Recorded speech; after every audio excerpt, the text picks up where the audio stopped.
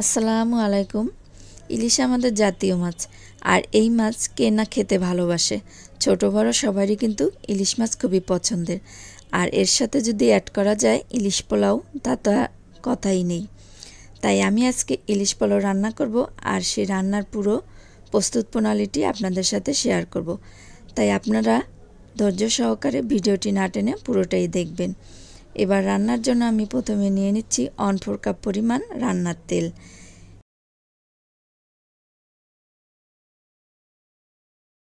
এরপর দিয়ে দিচ্ছি এখানে 1 কাপ পরিমাণ পেঁয়াজ কুচি। এবার পেঁয়াজটাকে আমি হালকা ব্রাউন কালার পরিমাণ ভেজে নেব।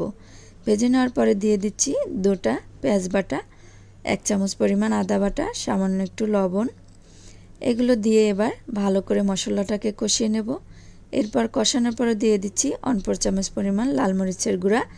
এখানে কিন্তু ইলিশ পোলাও করার জন্য কিন্তু হলুদ ব্যবহার করব না, কালারের জন্য একটু মরিচের গুঁড়া ব্যবহার করেছি। এবার এই মশলাটা আবারও ভালো করে পানি দিয়ে কষিয়ে নিলাম।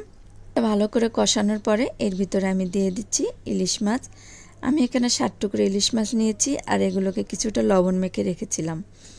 এবার ইলিশ মাছগুলো দিয়ে আমি এটাকে ঢাকনা দিয়ে ঢেকে 10 মিনিটের মতো রান্না করব। মাছটাকে আমি উল্টিয়ে পাল্টিয়ে 10 মিনিট রান্না করে নিয়েছি। দেখুন দেখতে কতটা সুন্দর হয়েছে, আর খুবই লোভনীয় হয়েছে। সুন্দর কিন্তু একটা ফ্লেভারও বের হয়েছে। আপনারা এভাবে রান্না করে খেয়ে দেখতে পারেন। এবার আমি এটাকে এক সাইডে রেখে দিয়ে আরেকটা হাঁড়িতে পোলাও রান্না করব। দিয়ে দিচ্ছি রান্নার পরিমাণ তেল, আর নিয়ে নিলাম 2 টেবিল চামচ পরিমাণ ঘি, আর দিয়ে দিচ্ছি গোটা গরম মশলা কিছুটা। এরপর এগুলোকে কিছুক্ষণ ভেজে নেব। এর থেকে একটা ফ্লেভার বের হয়ে আসলে এরপর দিয়ে দিচ্ছি একটা পেঁয়াজ কুচি। যেহেতু পোলাও করব, পোলাওর সাথে একটু পেঁয়াজ কুচি না হলে কেমন হয়। পেঁয়াজটা একদম গাঢ় করেই ভেজে নিয়েছি, বেরেস্তার কাজ করবে। এরপর এখানে 500 গ্রাম চিনি গুঁড়া পোলাওর চাল দিয়ে দিলাম। পোলাওর চালটা কিছুক্ষণ ভেজে নেওয়ার পরে দিয়ে দিচ্ছি স্বাদ মতো লবণ। লবণটা দিয়ে ভালো করে ভেজে নেওয়ার পরে দিয়ে দেব রান্নার পরিমাণ পানি। আমি এখানে 500 গ্রাম চালের জন্য 3 কাপ পানি ব্যবহার করেছি, আর 4-5টি কাঁচামরিচ দিয়ে দেব। এবার ঢাকনা দিয়ে এটাকে রান্না করব।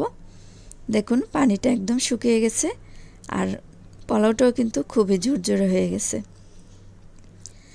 এবার এখান থেকে আমি অর্ধেকটা পোলাও উঠিয়ে রাখব। আর আপনারা যারা যারা এই ইলিশ পোলাও পছন্দ করেন, আপনাদের যদি এভাবে পছন্দ হয় তবে অবশ্যই ভিডিওটা লাইক কমেন্ট ও শেয়ার করতে ভুলবেন না। এবার অর্ধেকটা পোলাও উঠানোর পরে আমি এখানে কিছুটা মাছ বিছিয়ে দেব। মাছের সাথে মশলাটাও বিছিয়ে দেব। এরপরে দিয়ে আমি যে পোলাওটা রেখেছিলাম এখান থেকে অর্ধেকটা পোলাও এর উপরে দিয়ে দেব। দিয়ে সুন্দরভাবে এভাবে বিছিয়ে দেব। চুলার আঁচটা কিন্তু একদম লো করে রেখেছি। এটা এভাবে ভালো করে বিছিয়ে দেওয়ার পরে বাকি ইলিশ মাছটা মশলা সহ দিয়ে দেব। এরপর দিয়ে দিচ্ছি বাকি পোলাওটা দিয়ে আবারও মাছটাকে পুরো ঢেকে দেব। সুন্দর করে এভাবে বিছিয়ে চারিদিক থেকে একদম দেওয়ার পরে এটাকে ঢাকনা দিয়ে 20 মিনিটের জন্য অপেক্ষা করব। দেখুন আজকে ইলিশ পোলাওটি রান্না হয়ে গেছে, আর এটার কিন্তু সুন্দর একটা ফ্লেভারও বের হয়েছে। তাই আজকের মতো এখানেই বিদায় নিলাম। আসসালামু আলাইকুম।